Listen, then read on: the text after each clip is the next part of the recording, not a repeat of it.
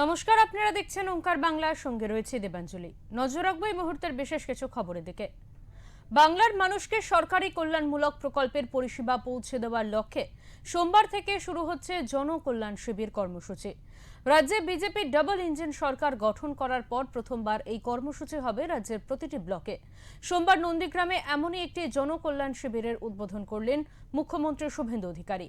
এই অনুষ্ঠানে মুখ্যমন্ত্রী বলেন, রাজ্যের সর্বস্তরের মানুষ যাতে সরকারি প্রকল্পের সুবিধা পান সেই জন্যই এই শিবির চালু করা হয়েছে।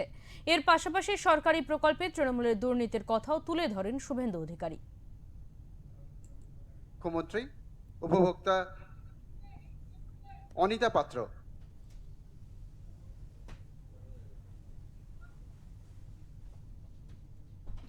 এবার রিয়াপাড়া ব্লক হাসপাতালের জন্য অ্যাম্বুলেন্স পরিষেবার উদ্বোধন করছেন মাননীয় মুখ্যমন্ত্রী। রিয়াপাড়া ব্লক হাসপাতালের জন্য এবং স্থানীয় মানুষের সুবিধার জন্য অ্যাম্বুলেন্স পরিষেবার উদ্বোধন করছেন পশ্চিমবঙ্গ সরকারের মাননীয় মুখ্যমন্ত্রী। পশ্চিমবঙ্গ সরকারের এই বিশেষ উদ্যোগ আগামী 17 জুন পর্যন্ত চলবে জনকল্যাণ শিবির। আপনার সরকার আপনার পাশে, এই অঙ্গীকারকে সামনে রেখে রাজ্য সরকারের জনমুখী পরিষেবা আরও সহজে মানুষের কাছে।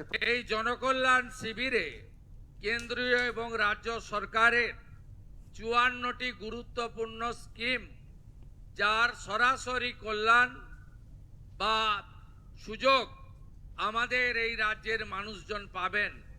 মহিলারা পাবেন, কৃষকরা পাবেন, অসংগঠিত শ্রমিকরা পাবেন, বেকার যুবকরা পাবেন, ছাত্রছাত্রীরা পাবেন এবং সমাজের সমস্ত বর্গ, সমস্ত জায়গার লোকেরা পাবেন। তাদের অত্যন্ত স্বচ্ছতার সঙ্গে এখানে আধিকারিক কর্মচারীরা আপনাদের সহযোগিতা করে নাম নথিভুক্তকরণ করবেন আধুনিক ব্যবস্থাপনার মধ্য দিয়ে। তাই আপনারা এই শিবিরের সুযোগ আপনারা নিন, এটা আমরা চাইব।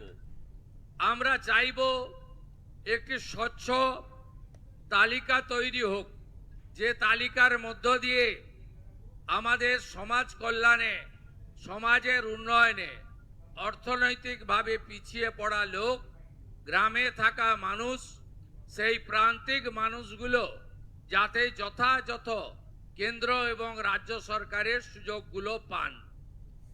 আজকে যে বিগত দিনের লক্ষ্মীর ভাণ্ডার, সেখানে লক্ষ লক্ষ এমন অ্যাকাউন্ট পাওয়া গেছে যারা লক্ষ্মীর ভাণ্ডার পাওয়ার যোগ্য নয়, অর্থাৎ ভোটার তালিকা থেকে তাদের নাম বাদ গেছে। কেউ মৃত, কেউ অভারতীয়, কেউ এলাকায় থাকেন না। তাদের এমনকি অবাক হয়ে যাবেন, কয়েক লক্ষ পুরুষের অ্যাকাউন্টে লক্ষ্মীর ভাণ্ডারের টাকা ঢুকিয়েছে এরা। পুরুষদেরকে বিধবা ভাতা দিয়েছে। মুর্শিদাবাদ জেলার ডোমকলে একটি ব্লকে 3,500 ফেক অ্যাকাউন্ট বেরিয়েছে, যেখানে মাইনরিটি স্কলারশিপের টাকা ঢোকানো হয়েছে।